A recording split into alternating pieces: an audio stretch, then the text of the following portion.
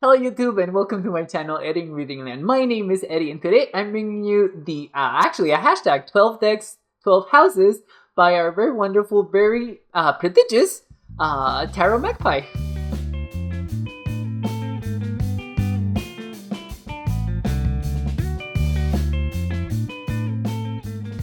Okay guys, so you know I'm gonna ramble, so this is probably gonna be a two-part video. I'm gonna have the first 6 prompts on the first video and the last 6 prompts on the second video. But I will also have the original prompts in the description. I did change the wording on some of them, not all of them, but as you guys can see, I have my notes as always because you know I'm a note taker and I love taking notes. But yeah, so let's get straight onto it because I mean, I already rambled enough, but already did enough. So here we go.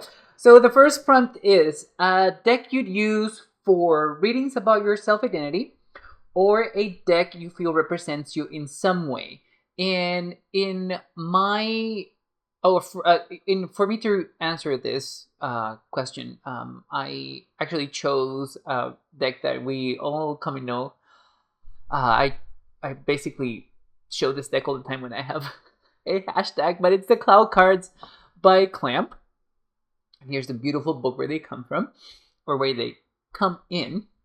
And but yeah, these cards represent me, or actually represents a part of myself that grew up watching this series. Cardcaptor Sakura is one of my favorite anime series in out there.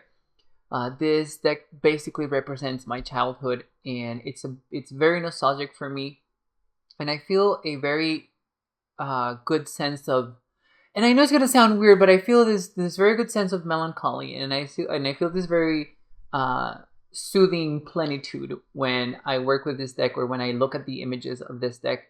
And yeah, it's probably because of the colors, but it's also because it reminds me of a time where I was actually enjoying my childhood. And not that I had a bad childhood, not at all. I had a great childhood, thankfully. But this series just made it way more possible for me to, you know, believe in something magical and know that there is something magical out there, and that magic does happen in very mysterious ways, and it doesn't have to be the very fantastical way that they portrayed it on this anime. But for some reason, these were, even though I got exposed to the tarot before this series even came out, I feel like Sakura Cardcaptor really provided me, or actually my child self, my infant self, the opportunity to connect magic with the tarot. And actually, when creating my tarot, I got a lot of inspiration from the Cloud Cards by Clamp. You will actually see a lot of Easter eggs I see, or a similar style to the cards. But yeah, so I chose to represent, or I chose the first house, this deck to represent me because it represents my childhood, and it represents really good memories that I have from my childhood watching this series. This is actually the first anime series. No, scratch that. Was the first series at all, a cartoon or for children, that portrayed a queer couple in the series. It was my first exposure to that on TV. I've never seen that before, and that's one of the main reasons why I really enjoy working with this deck and reminiscing about that as well.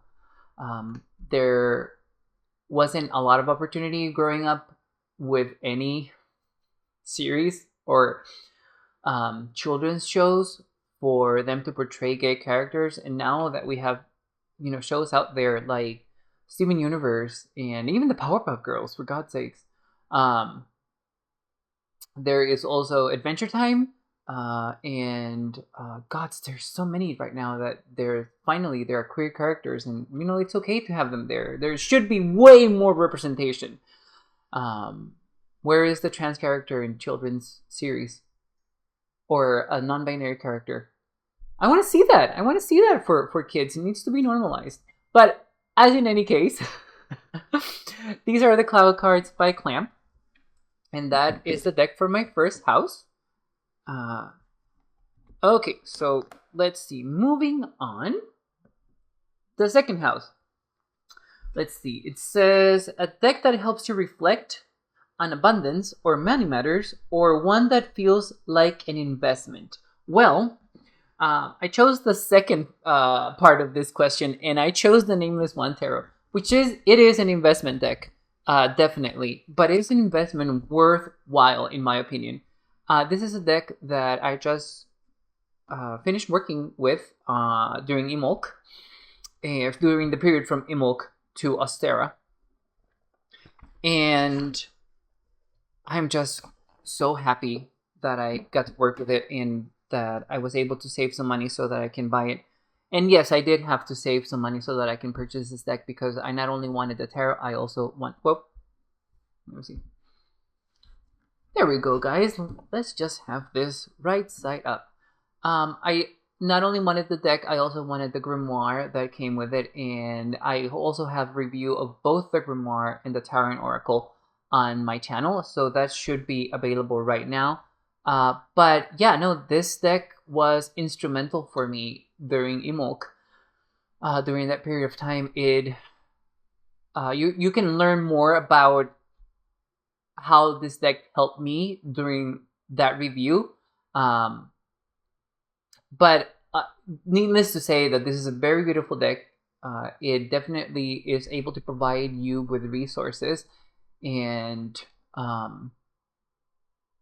especially the affirmations. That's what it is about this deck, the affirmations, and the combination of sigil magic with illustration. It's just so original. Oh, wait a minute. That's the Hangman. There we go. I do use reversals for Sia Hunt's decks. Even though this I do consider it a shadow deck, I did use reversals because she prompted us to do it, and that's why I did it. But right now, basically, I'll do whatever Sia tells me to do. It doesn't matter what it is. She's just my favorite artist right now up there, and she's doing so many good things and so many unique things with tarot. And this is not an exception. This is a beautiful deck. And I should have... Whoops. There we go. I should have put these cards right set up before I show them to you guys. But yeah, definitely check out my review of this card so you can learn more. But yes, this is an investment deck. It was quite an investment to do. I had to save my money to buy it. But again, I highly recommend it. This is a high quality Tarot and Oracle deck that I think that everybody should have, or give it a go. If you have the opportunity and you see it out there, I'm also going to have the link obviously in the description down below so you guys can purchase it. But yeah, no, this is amazing. This is an amazing deck. My experience with this deck has been not only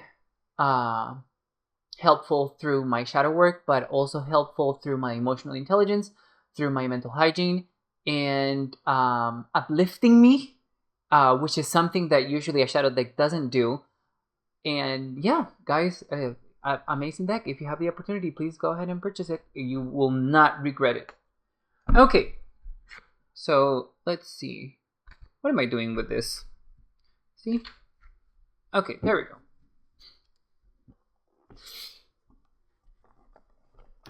Okay, let's see. Prompt number 3. And it says, a conversational deck that's easy to read or that you would recommend to tarot beginners. So I actually have a deck for both this 2-part question. And it is the... Whoa! Tarot Overboard. It just wanted to be displayed first, but no, we're gonna go with the Mystical Manga Tarot by the amazing Ran.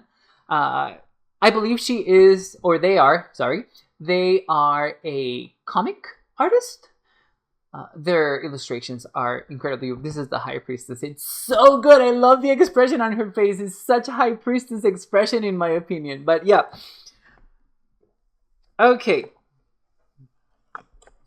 This is a Rider-Waite-Smith. Let me just bring this down a little, guys, so that we can see the cards better. This is a Rider-Waite-Smith. I like to use the word re-imaging.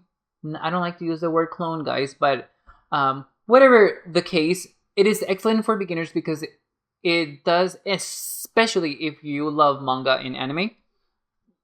Because even though we have these beautiful manga and anime inspired illustrations, they are basically the Rider-Waite-Smith depictions of the cards of the tarot.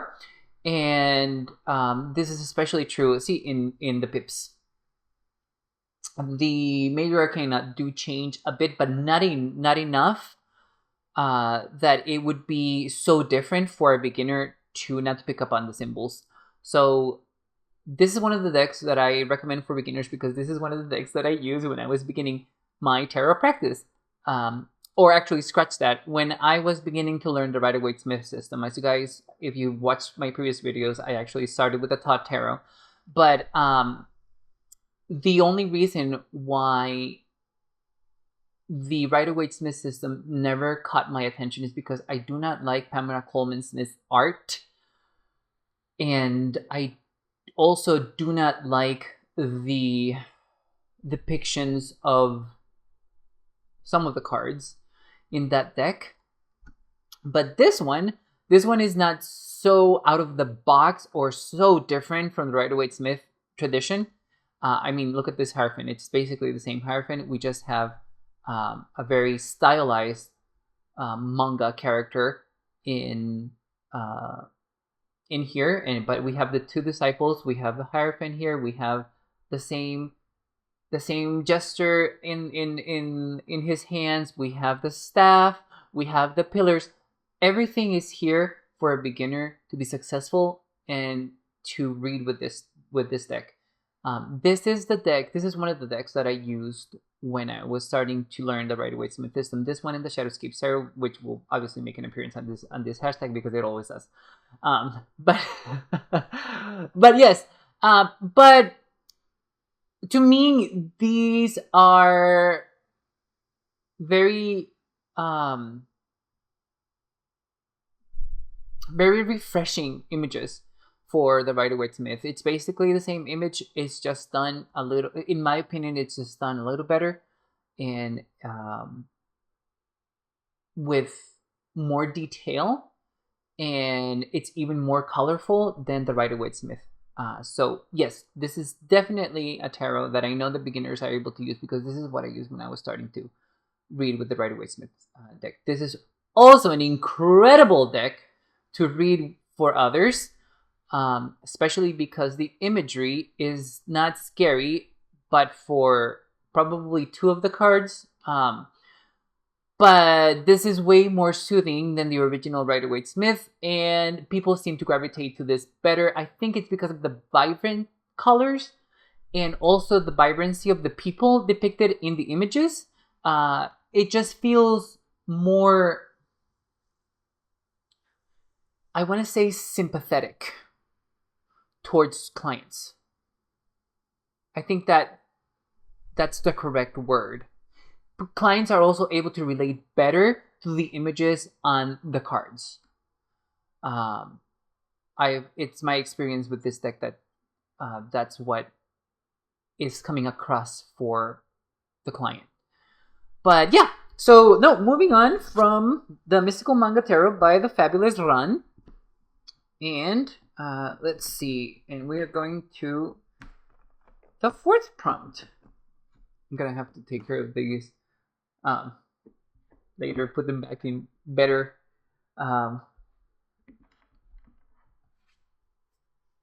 Okay, let's see. So prompt number 5, it says, a deck that perfectly expresses how you feel or one that's just fun to use when you want to play with your cards. So I rarely have decks that are playful, or that I want to play, or like I want to play with them and I want to see the images, but I think I only have like 3 of those right now. And I've shown one on the channel before, but I decided to show the Nishikigoi Tarot by Mint Yoroneko. I believe they are Chinese. They're just using a Japanese name. I cannot confirm that, so don't take me up on that. But this is a really fun tarot, and I really love it. It's very cartoonish, but the good thing about this tarot is that it doesn't shy away from the more negative meaning towards the depictions. So, for example, here we have the Two of Swords, and it is not a very positive scene. As we can see, this koi fish is right in between these 2 swords, and it can get cut at any point. I love when the Two of Swords depicts scissors. It, for some reason, it makes total sense for me for there to be scissors on the Two of Swords. But yeah, so yeah, that's what I mean. It's even though this is very cartoony, and by the way, these are all koi fish, guys, all koi fish. This deck is so cute. But when I get a deck that I consider cute or cartoonish, I need it to have the more negative depictions of the cards. Like, for example, for the Five of Cups, for the Two of Swords, for the Tower, for example. I need those depictions to be there. Otherwise, I won't use them, because, you know, some cards are just not positive at that specific moment in time, and they're warning you, they're giving you a heads up. So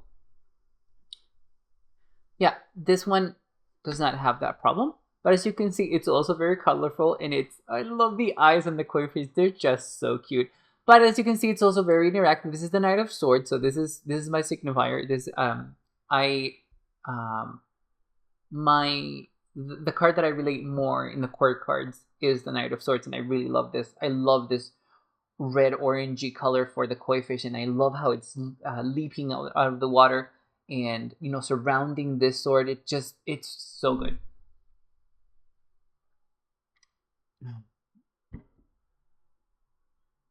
So yes, I very much enjoy the Nishikigoi Tarot, and it just makes me smile every single time. I mean, look at this 6 of 1. Isn't it cute? Oh my goodness. I also like the fact that we see a lot of koi fish sometimes in the depictions of this. There's not, sometimes we just see one, like for example for the 7 of Wands. But the other thing that I was going to say about this deck is that it's very good depicting the general meaning of, for example, here the 7 of Wands. Mint Yoroneko did an amazing job with this. Oh, here's the Tower. See how we still have that destructive, that very energetic and powerful depiction of the Tower card. I mean, we even see that this koi fish is literally swimming away in fear from this lightning that just struck this sort of temple decoration that's on the koi pond. It's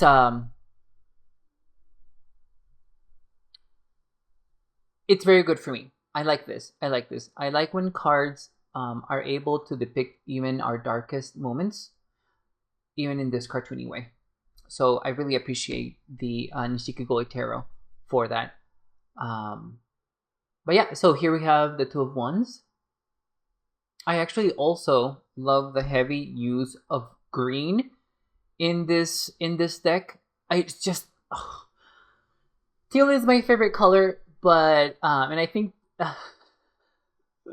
my second favorite color would be green, or maybe blue. I'm not really sure, but yes, sometimes green is too much, but they did an amazing job with this. I mean, well, there's a lot of purple here too, but oh, here's Judgment. See how it's really good at depicting the basic or what the judgment card is known for.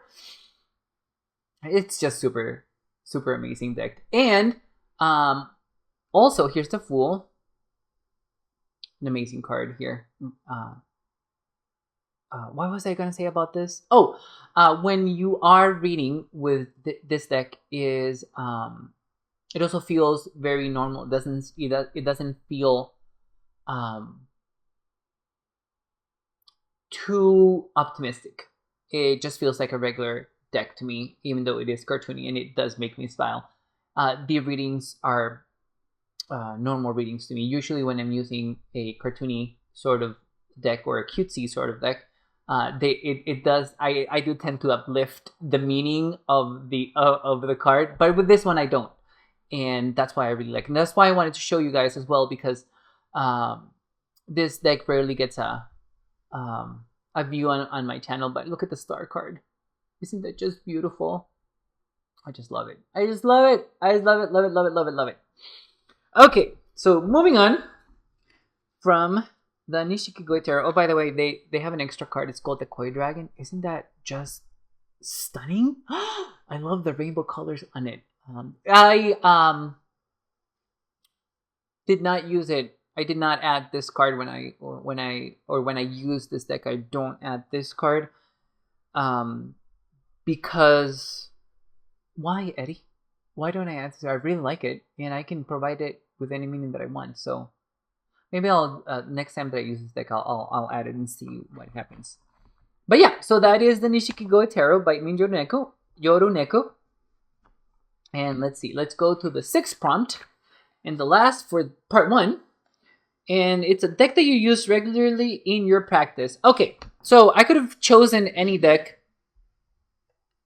that my 3 favorites, but I decided to show you guys the Lost Hollow Tarot because this is a deck that I actually regularly use in my practice, and it's one of those shadow, very dark decks that I like. And I know that Pixel Cult is actually a popular tarot artist, and I do have 2 of their decks. This is one of them.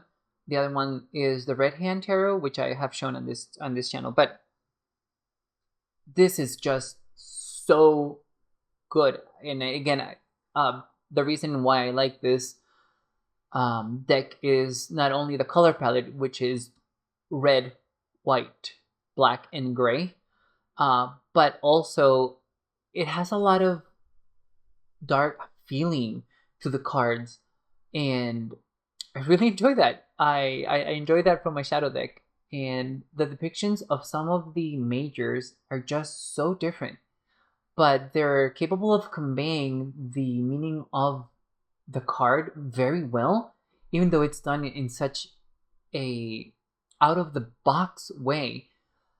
Also, I think that I've heard, or I've seen some people on YouTube saying that this is a very demonic sort of deck, but I don't feel the creatures being demonic. I just feel them to be from a darker sort of world, but not demons. It's weird. They seem to belong to a fiction book, and each of the cards is just portraying one part of that book. And I think that's why I like the Lost Hollow Tarot as well, because there's so much storytelling going on in the cards that makes the reading a lot more richer. More richer. That is not right. Makes the reading way better. Let's go with that. It makes the reading extremely good, and I like that. I like the opportunity to tell a really good story with the tarot, and this is one of those decks. And also representation. We literally have a person who is under wheelchair for the Prince of Wands, and we need to see more of that, in my opinion. I don't think that there are a lot of decks out there showing enough diversity in their people. But I mean, Pixel Cult definitely has that skill and that. Oh, I love this devil card, is so good. That initiative to show very different people and different genders and people with disabilities and people with different races, and I really, really enjoy that. I think that more artists should do that, but it is what it is. I mean, see, here we have an overweight star card, and she looks fabulous. She's beautiful. I love her. Yeah, this is amazing. I really like this deck. Here we have our very stunning King of Wands, and he looks so fiery with that fiery mane. It's so cool. Very much enjoy this. Very, very much enjoy this. I will say that the colors are brighter on the video than they are in real life, but the red is still very rich and the white is still very bright, and also the black is well, I mean, that's exactly how it looks. In real life, it's black. It's just black. But yeah, okay. So there we go, guys. So that is part 1 of 12 Houses, 12 Decks by TarotMagpie. I will be on part 2 of the video in just a little while, but I want to know what you guys think of the decks in the comments below. Let me know, and let me know what decks you chose for the prompts if you are so inclined to do so as well. But for now, bye bye YouTube. Thank you so much for watching.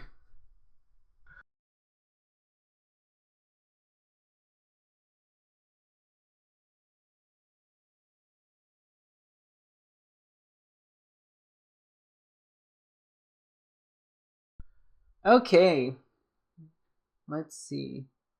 Where's my okay. Should I clap again? I don't think I should clap again. Okay. I need to drink more water.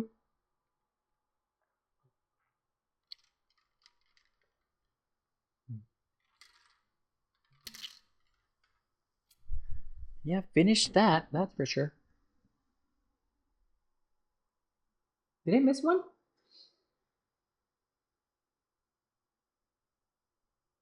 Okay.